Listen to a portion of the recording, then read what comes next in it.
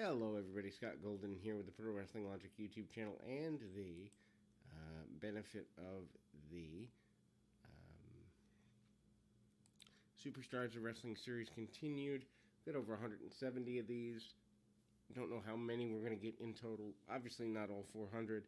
That'd be awesome, but the likelihood of that is relatively limited. But I think we can maybe get to half of them. 200 doesn't seem that far away at this particular juncture. At some point in the future, although it might be a little harder than we might like, but it's in the realm of possibility.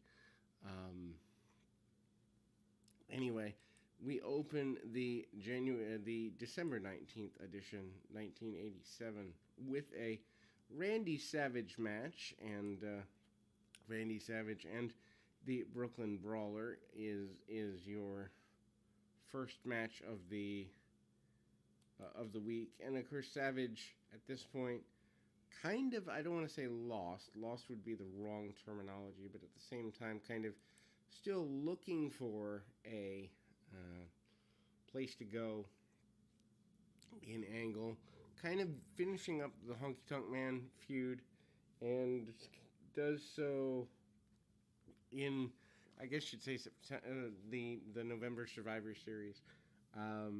Then goes into kind of limbo from January through March a little bit, and then wins the World Championship in March of '88. But it's interesting because this is one of the few times where Savage, for a couple of months, doesn't have a terribly clear direction, and that's rare.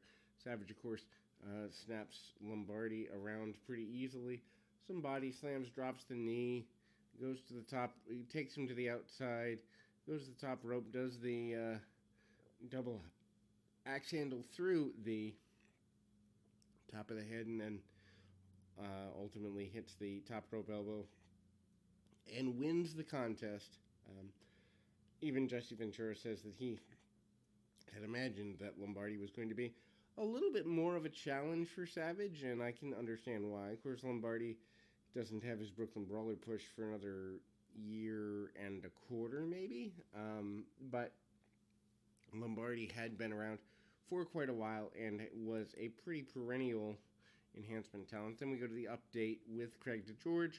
Craig DeGeorge is here for just over a year, something like that. And he's promoting the 1987 Slammy Awards. And the wonder with that, I think that was the first, I think 86 or 87 was the first Slammy Awards. Pretty sure it was 87. $1 Million Man Ted DiBiase up next. He is in an enhancement match here. Odd that, looking back at it, DiBiase and Savage are back-to-back in enhancement matches here this week, knowing that they would be your main event for WrestleMania 4 in a matter of months. Ricky Hunter providing the opposition, and of course DiBiase alongside Virgil, his bodyguard here. DiBiase, knees, elbows, and punches to the midsection. Hunter also will sometimes double on TV tapings as the gladiator in a mask. Doesn't do so here. Obviously, DiBiase really has not completely found his niche yet. He does a lot of good cockiness here, kind of begging his opponent to get up. A couple of body slams by Hunter and some hip tosses, but DiBiase spends the majority of his time kind of going backward with things, and a back elbow by DiBiase, and ultimately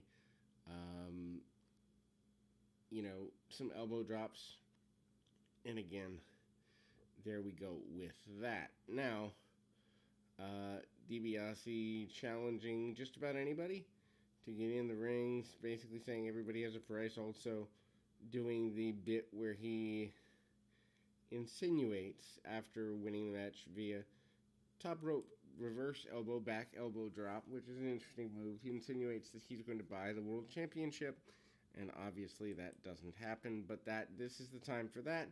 Hulk Hogan is promoting an upcoming match with Rick Rude at the Boston Garden. The only time that they meet, I believe, and I'm going to grab my phone. We'll be right back after that. And again, Hogan is promoting this, as he does with local house show matches. Talks about Rude's posing not being enough to beat him. Talks about being unbeatable. There is a cut to a Greg Valentine wearing sunglasses, which is just bizarre to me. Cutting a promo with sunglasses deal there. And so he's kind of intimating going at it with an upcoming Brutus Beefcake match, which, to be fair, is a continuation of their on-again, off-again feud since the breakup of the Dream Team, right around the original Dream Team, right around WrestleMania 3. Don Muraco facing off against Dusty Wolf, who is still allowed to be Dusty because Rhodes isn't there yet. Muraco at this point, months away from being out of the WWF, I think. Maybe about 6 months, maybe 8, but certainly gone by Survivor Series 88. I think he's part of SummerSlam 88, the first SummerSlam, but I'm not 100% sure on that. Clothesline and a power slam, pretty assertive by Muraco. Muraco at this point in the baby blue tights, just about to be managed by the superstar Billy Graham in the next several months, certainly in time for WrestleMania 4. A couple of rolling neck breakers and a tombstone pile driver. There is an inset promo with Slick, Butch Reed, The Natural, and the One Man Gang, talking mainly about the extermination, for lack of a better term, of superstar Billy Graham, and Muraco being basically their next target. Axe and Smash of Demolition, along with Mr. Fuji, doing an inset promo talking about wanting to destroy Strikeforce. They're proud of being champions, but they've never, according to Demolition anyway, been in a real meaningful fight. So that goes there, and then we move on to some hype for things to come. Then we go back into Squash Matchville. This time, the Hart Foundation, post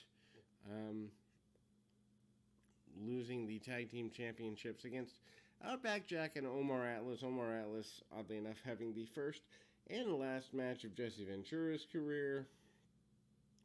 And obviously Outback Jack here for about another year or so. Although I think the end of 87 is close to his end of time on television. Hart Foundation, of course, Jim Neidhart and Bret Hart, certainly having a clash of styles, to say the very least. Although nothing wrong with that.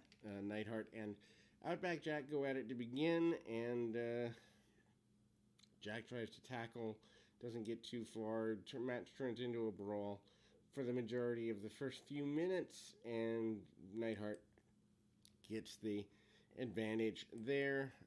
Bret Hart comes in with Omar Atlas. They cut the ring off, do the Hart Foundation, and then ultimately kind of open Atlas up, eventually hitting the Heart Attack finish and getting a quick victory. Obviously, Jimmy Hart alongside. Hogan refuses to sell the WWF Championship in an interview here, and then we move. And that interview it's impactful, but at the same time rather, I will say meaningless, but it was overplayed at the time, near the end of 87, early 88, but they were trying to get hype around the main event that would follow in February. Again, we're about 6 weeks or so, give or take, out from that. Jake Roberts in an enhancement match here. Brian Costello, his opponent, and one of my favorite Jake Roberts moments in squash matches is when he does the vicious-looking clothesline off the apron and the guy takes a major bump. We see that here with Costello. Roberts with the gut wrench, followed by the massive clothesline, and the DDT gets a victory here. Roberts, a relatively new babyface, includes pouring Damien over his opponent. much to, at this point, the delight of the fans. Tio Samoa is up next in an enhancement match. His opponent for the day, the Outlaw Ron Bass. Ron Bass, who remains kind of there through early '88.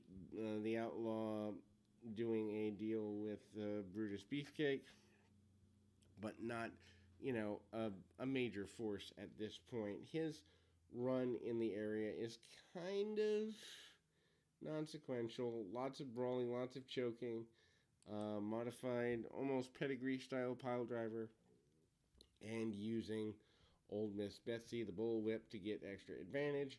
Then we go back to another enhancement match this time.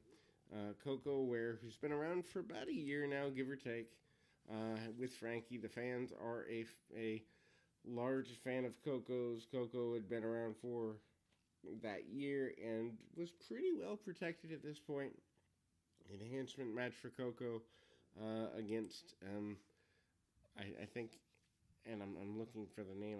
I didn't put it on my sheet here, but I think is Ryan something or other. But Koko kind of even doing kind of the strip pants, glitter jacket, glitter pants, the whole deal, and the bird along with it. And, Koko is good with arm drags, good with drop kicks, eventually hits the gourd buster, gets the victory, and Koko is pretty strong going home there.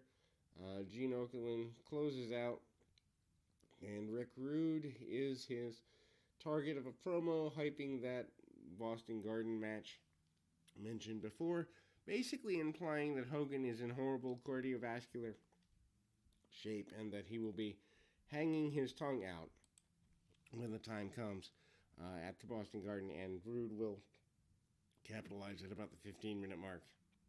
At least that's what he leads people to believe. In any event, this is the end of the program. We'll be back with more right after this.